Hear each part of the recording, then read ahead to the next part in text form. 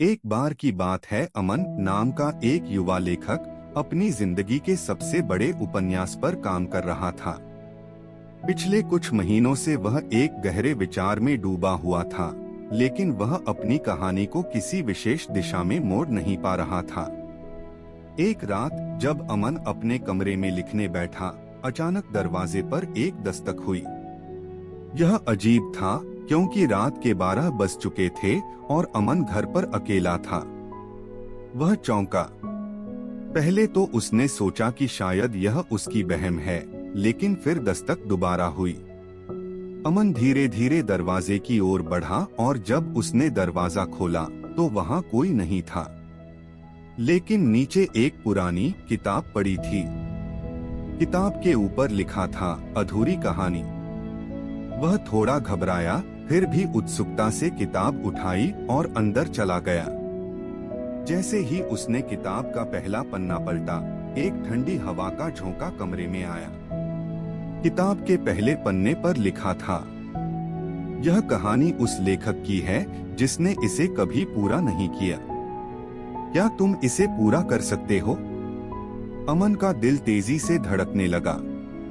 उसे ये शब्द किसी चुनौती जैसे लगे।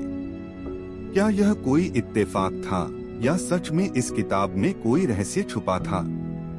अगले कुछ दिनों में अमन ने उस किताब को पढ़ने की कोशिश की, लेकिन वह जितना पढ़ता उतना ही उलझता जाता। किताब के हर पन्ने पर कुछ अधूरा था। कभी कोई घटना बीच में छूट जाती, तो कभी कोई पन्ना अचानक गायब हो जाता। एक दिन किताब के एक पन्ने के नीचे एक छोटा सा नोट मिला।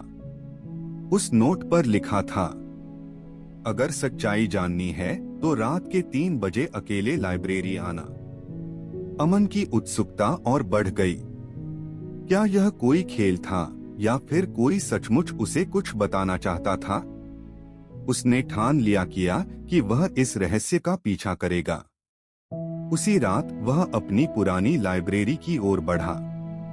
रात के 3 बजे का समय। पूरा माहौल डरावना था।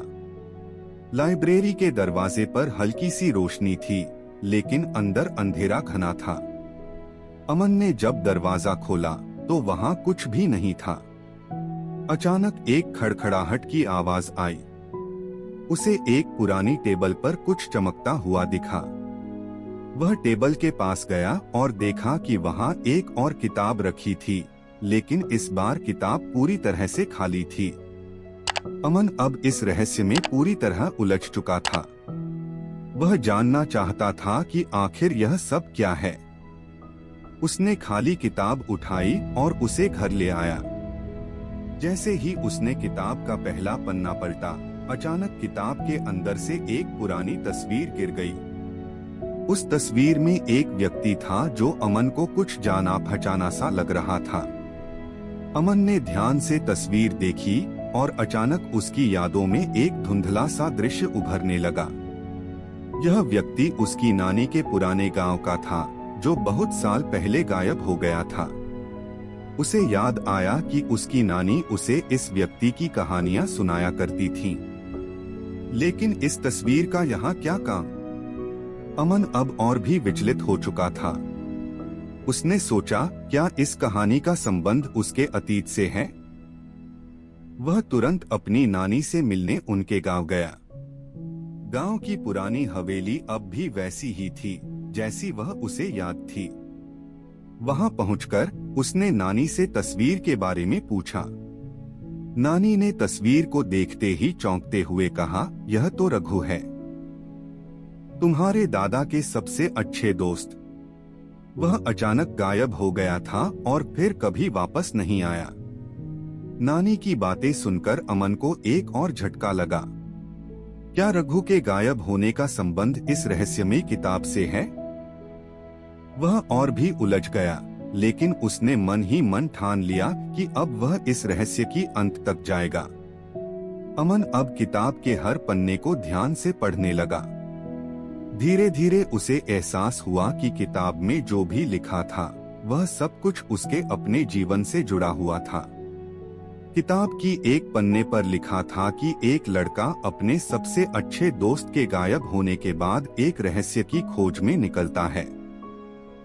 यह कहानी उसकी अपनी जिंदगी की परछाई थी। एक रात जब अमन किताब के आखिरी पन्नों की ओर बढ़ रहा था, उसे एक नोट मिला। उसमें लिखा था, सच्चाई जानने के लिए तुम्हें खुद को उस जगह पर ले जाना होगा जहां से यह सब शुरू हुआ था। अमन समझ गया कि उसे रघु के गायब होने वाली जगह पर जाना होगा।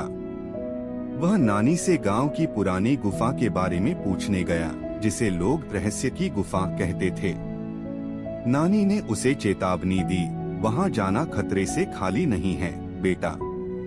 कई लोग वहां गए लेकिन वापस नहीं लौटे। अमन ने नानी की चेतावनी को नजरअंदाज किया और अगले दिन गुफा की ओर निकल पड़ा। गुफा के पास पहुंचते ही एक अजीब सी सिहरन उसके शरीर में दौड़ गई। गुफा के अंदर घना अंधेरा था, लेकिन उसने अपनी टॉर्च निकालकर भीतर कदम रखा। अंदर जाते ही उसे दीवारों पर कुछ अजीब निशान दिखे। वे निशान किसी पुरानी भाषा में थे, जिन्हें वह समझ नहीं पाया। गुफा के अंत में उसे एक बड़ा सा पत्थर दिखा, जिसे धकेलने पर एक गुप्त दरवाजा खुला। दरवाजे के पीछे एक छोटी सी कोठरी थी, जिसमें एक टूटी हुई मेज और एक कुर्सी रखी थी। उस मेज पर एक और पुरानी किताब पड़ी थी। किताब पर धूल जमी हुई थी, लेकिन उसका नाम चमक रहा था, अधूरी जिंदगी। अमन ने उस किताब को खोला और उसकी आंखें फटी की फटी रह गईं। किताब के पहले पन्ने पर लिखा था, रघु अभी भी जिंदा है। अमन का दिल जोरों से धड़कने लगा। यह कैसे हो सकता है? इतने सालों बाद रघु जिंदा है। किताब के अगले पन्ने पर एक नक्शा बना हुआ था। यह नक्शा उसे एक और गुप्त स्थान की ओर ले जा रहा था। अमन ने तुरंत उस दिशा में जाने का फैसला किया। नक्शे के अनुसार उसे गांव से कुछ किलोमीटर दूर एक पुराने खंडहर में जाना था।